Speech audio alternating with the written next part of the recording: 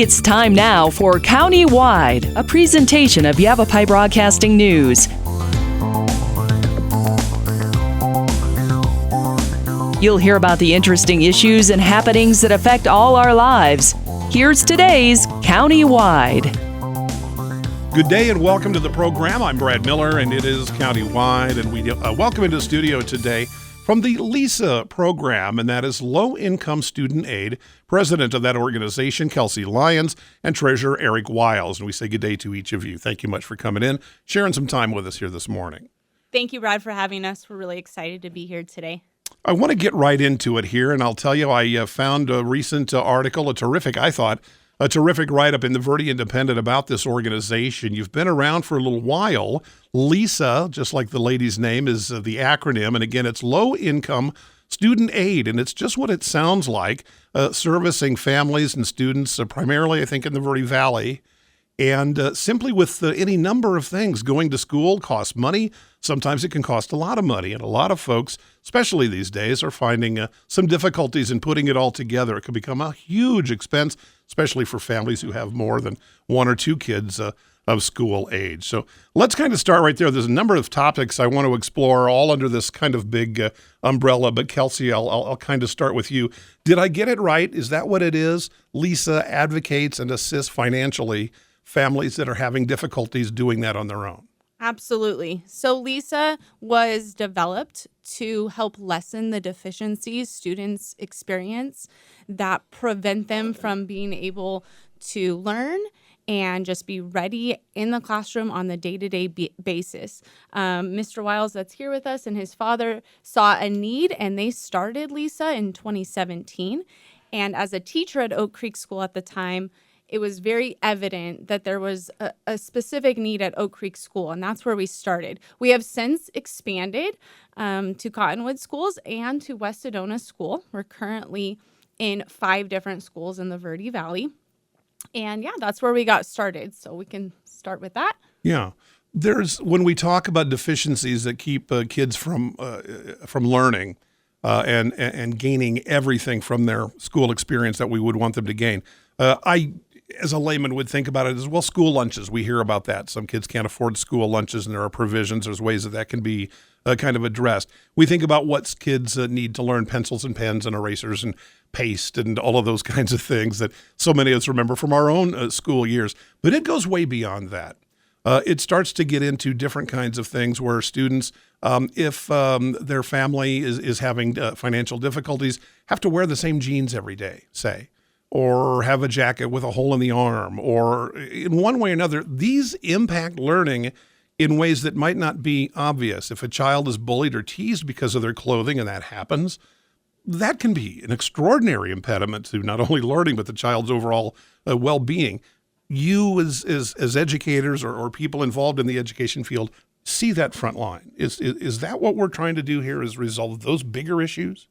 Absolutely. We feel so strongly about providing for our students so that they come to school every day ready to learn, and they don't have to worry about being hungry, or they don't have to worry about whether they're going to be made fun of by their peers because they're wearing the same clothes they were wearing yesterday. That one really hit home for me.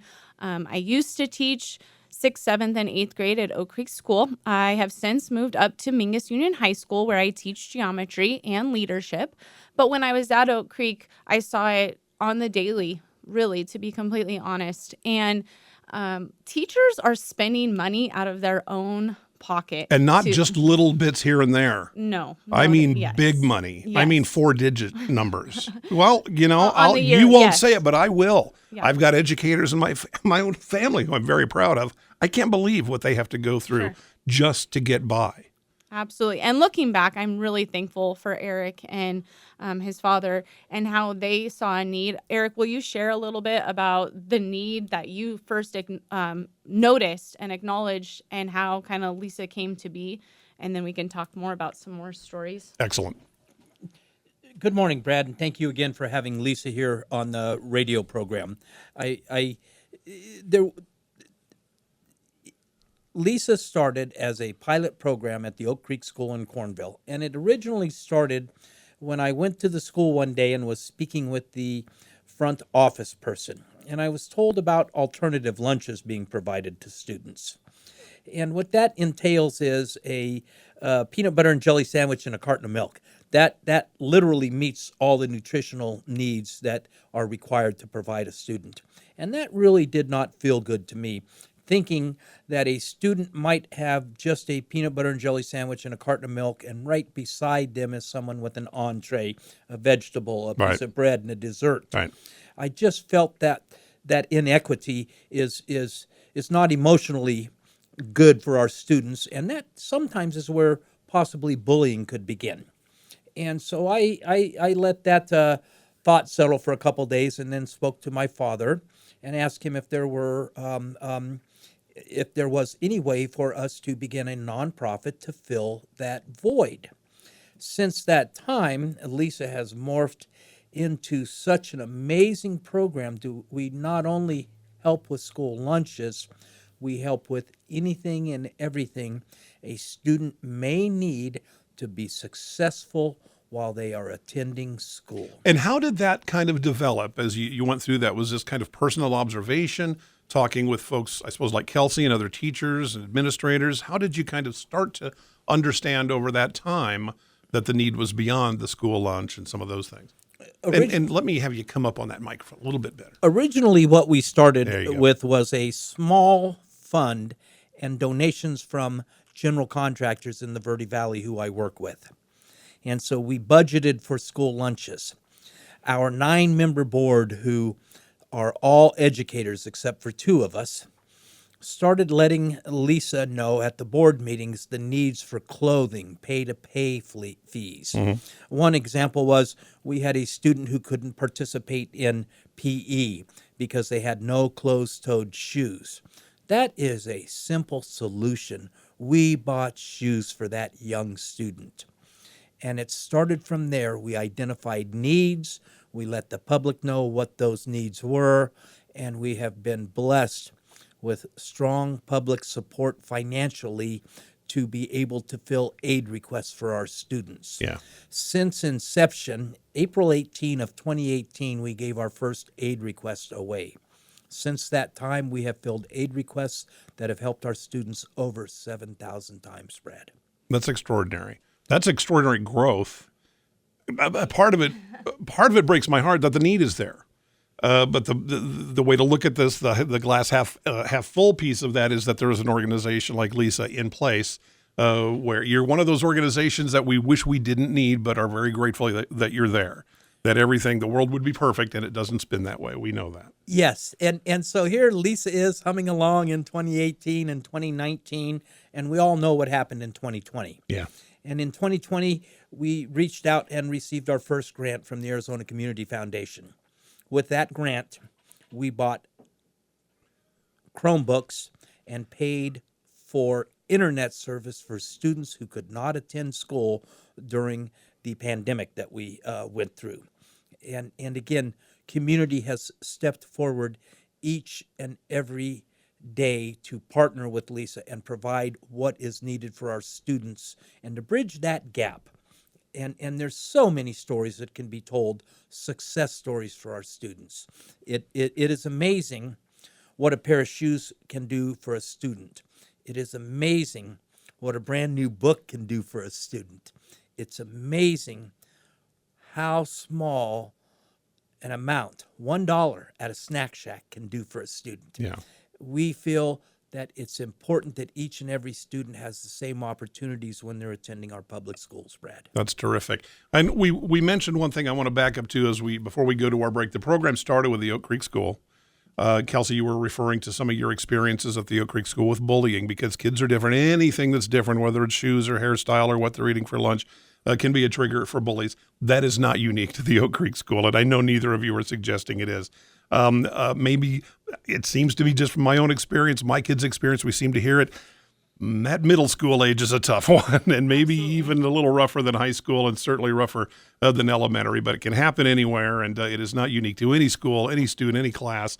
anywhere. It happens, and it happens way too often. A terrific program. What I want to get to after our short break is come back. There's going to be parents listening right now, perhaps even some students here in the summertime who are wondering how they can become a part of this program, either as a recipient, perhaps as a future resource, a volunteer, or what have you. There's plenty of need, plenty more interest in the program called LISA, the Low Income Student Aid. The president of that organization is Kelcy Lyons. She is here. Treasurer Eric Wyles is here. We'll be back to Countywide right after this.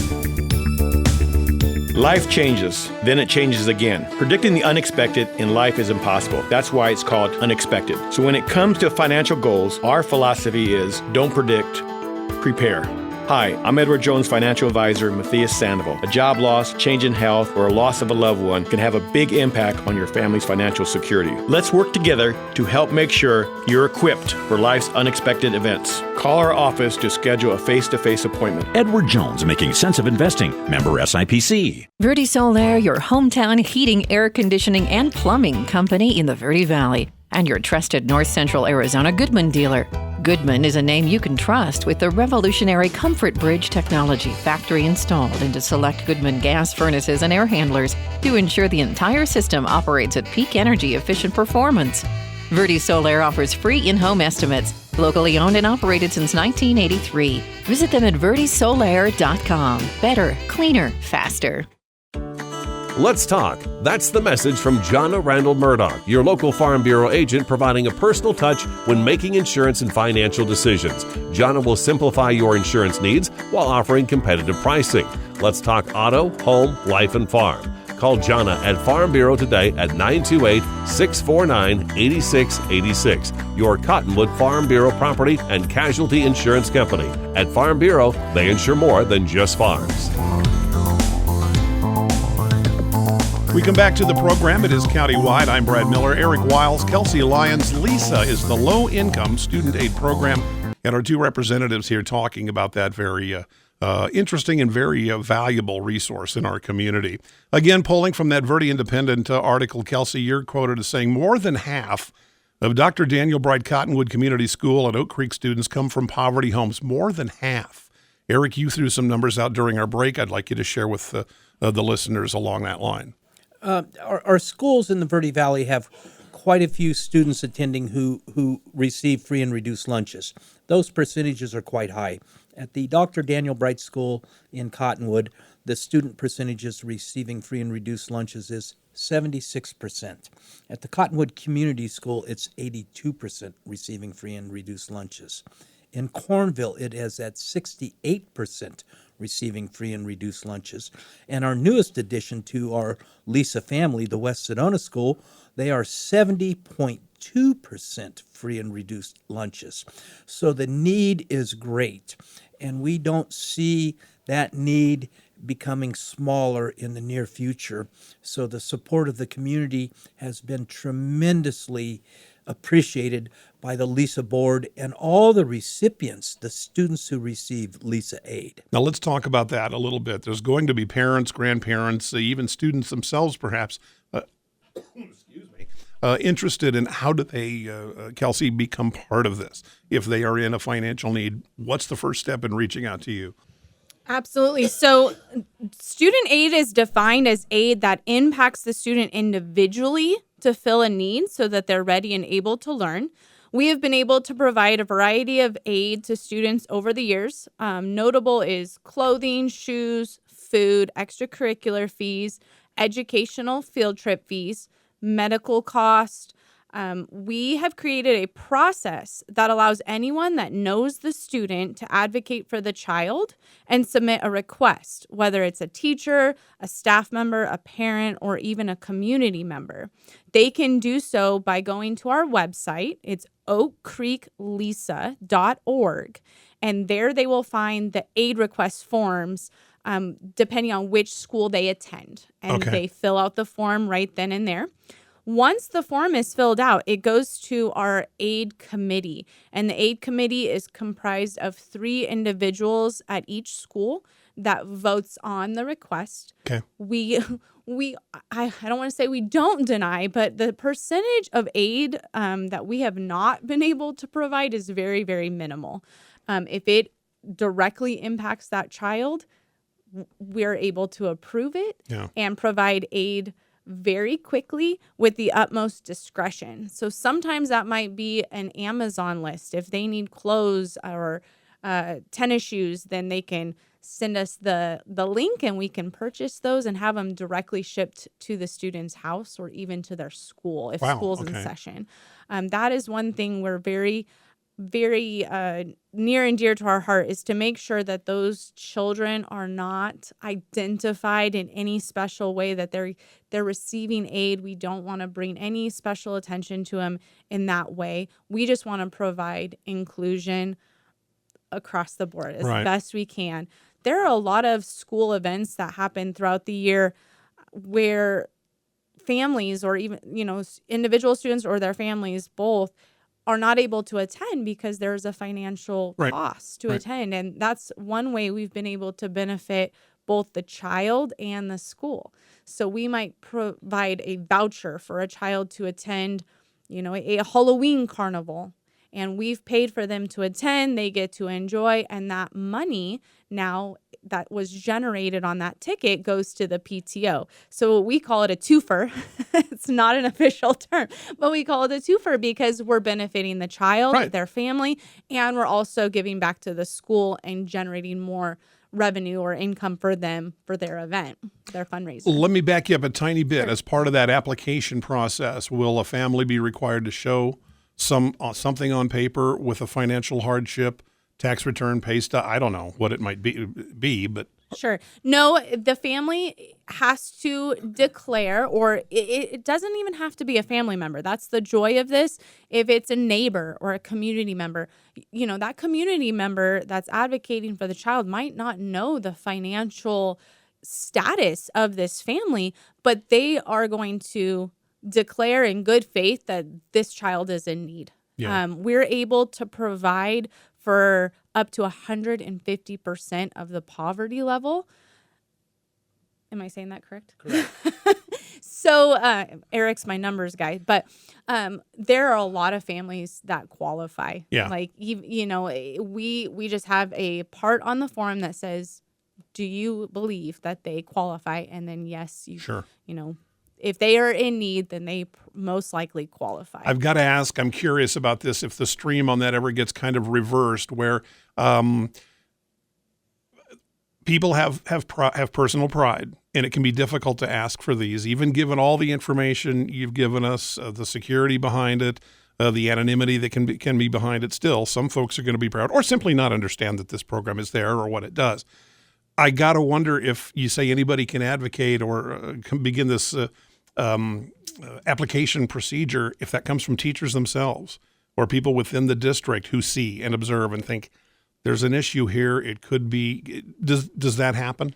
Yes. In fact, when a teacher fills out an application or somebody from the school personnel, we do reach out to the family. You bet. We're not going to do this in secret. We want to make sure that, yes, they do in fact need this. And it might be just a casual phone call or a text message. Hey, I noticed Johnny, is struggling and it appears that maybe he's hungry. Is there help that we can provide? And so school personnel, they do make contact with the family. That's the joy of it, really, is not that we need their permission, but we do try to inform or ask the question. We don't want to create any hostility there. You're treading on such thin ice isn't the right word, but you're doing so in a very respectful manner, because there is nothing more dear to people probably than their financial disclosures and their children's welfare. Sure. And where the two of those sometimes meet can be an extremely a difficult thing for people to address and address appropriately. It's hard for anybody to ask for help. Absolutely. And we have some really neat stories. I'll let Eric talk about it, but families that actually need the help. Yeah. And then when we provide the aid, after the fact, we hear back from them and they're wanting to pay it forward when they're not in that situation. So, Eric, do you want to mention just a couple of those stories if we have a minute? Yeah, your biggest advocates are going to be coming from this program itself. Sure. Again, thank you for having us here. And the stories are what really keeps Lisa going. Our students and our staff are the heartbeat of Lisa. And as we say at Lisa, the love for Lisa is growing. One story that I really like to share is during the pandemic, there was a request for a pumpkin patch at a school. And I kind of struggled with that one. I'm going, how is this educationally related? So I had to reach out to my daughter, who's a teacher. And my daughter said, Dad, those kids get to have fun too. And so we went ahead and bought pumpkins for a whole campus during COVID. And again, I struggled with that, you guys. And after I heard what happened with the pumpkins, I went, wow, I'm sure glad I called my daughter. PTO had supplied paint and eyes and stickers for preschool through 6th grade to decorate their pumpkins. That's an art program. 7th and 8th graders dissected the pumpkins. That is a science program. And we left about 40 pumpkins outside at the school with students' names on them so their parents could come pick them up, because we think inclusion is very important. When you get a letter from the principal 3 weeks later that says that day felt more normal than we've had in school for the last year due to the pandemic, you know the right thing has been done. Right. Another story that I love to share is we had a student that had the opportunity to attend the Barrett Honors College. It's a program for 8th graders going into high school. This family requested help from Lisa, a certain amount. Lisa said no to that amount. We would pay the whole tuition cost. As the treasurer, I wrote the check out, put it in an envelope, left it at the school. Again, anonymity is very important. We want these parents to feel good about being able to ask for help. The check cleared in June. We're all celebrating at the board level, going, yes, another student got to do something they probably would not have experienced. In September of that same year, I received a card, and it's hard to talk about to this day, and that was multiple years ago. In that card, it said, thank you for so much for helping our family. I tried to pay when I dropped my student off at ASU for the week. I tried to pay when I picked my student up at the end of that week. After multiple emails, I found out this was scholarship. Please take this check for $775 and use it on a family that needs it more than we do. Brad, I have to tell you, the high moral caliber of that family is evident. And I want everybody that's listening today to understand, just because we may be part of the lower socioeconomic levels doesn't mean we're not great people. That's wonderful. Extraordinary stories. I want to let our listeners know as we kind of wrap up here today, Kelcy, I'm going to have you repeat that web address and stuff here in just a second. We're going to do a second part. You kind of led us to it. Eric, I want to ask where the contributions come from, how you're supported, how you're funded. I want to find out if you need resources in terms of man hours, some volunteers, or how the program kind of works, some of the nuts and bolts of the future of this clearly valuable program serving students and families in the Verde Valley. Let's wrap up, Kelcy, with that web address if folks are listening and for whatever reason want to reach out to the Low Income Student Aid Program, the LISA program. The best way to do that is how? The best way to contact us is through our website, oakcreeklisa.org. And on our website, you will find all sorts of information. An easy way to support Lisa is to visit our Facebook page and like and share. And also, if you shop at Fry's, we do have Low Income Student Aid as a community rewards charity. So that's an easy way to support Low Income Student Aid. And of course, we're always looking for people that are interested in getting involved. We have monthly board meetings that they can attend. I want to kind of explore that in our second segment here to kind of get into that a little bit, because sure, I know most volunteer organizations, nonprofits do need help. They live and die by the sweat of the folks that support them with the manpower and behind-the-scenes action. Our guests today have been Kelcy Lyons, President, Eric Wyles, Treasurer, the LISA program, the Low Income Student Aid Program. This is the first of two segments that we'll do on this subject. I'm Brad Miller. It's Countywide. We'll see you next time. Life changes, then it changes again. Predicting the unexpected in life is impossible. That's why it's called unexpected. So when it comes to financial goals, our philosophy is don't predict, prepare. Hi, I'm Edward Jones Financial Advisor Matthias Sandoval. A job loss, change in health, or a loss of a loved one can have a big impact on your family's financial security. Let's work together to help make sure you're equipped for life's unexpected events. Call our office to schedule a face-to-face appointment. Edward Jones, making sense of investing. Member SIPC. Verde Solaire, your hometown heating, air conditioning, and plumbing company in the Verde Valley, and your trusted North Central Arizona Goodman dealer. Goodman is a name you can trust with the revolutionary Comfort Bridge technology factory installed into select Goodman gas furnaces and air handlers to ensure the entire system operates at peak energy efficient performance. Verde Solaire offers free in-home estimates, locally owned and operated since 1983. Visit them at verdesolaire.com. Better, cleaner, faster. Let's talk. That's the message from Jonna Randall Murdoch, your local Farm Bureau agent providing a personal touch when making insurance and financial decisions. Jonna will simplify your insurance needs while offering competitive pricing. Let's talk auto, home, life, and farm. Call Jonna at Farm Bureau today at 928-649-8686. Your Cottonwood Farm Bureau property and casualty insurance company. At Farm Bureau, they insure more than just farms.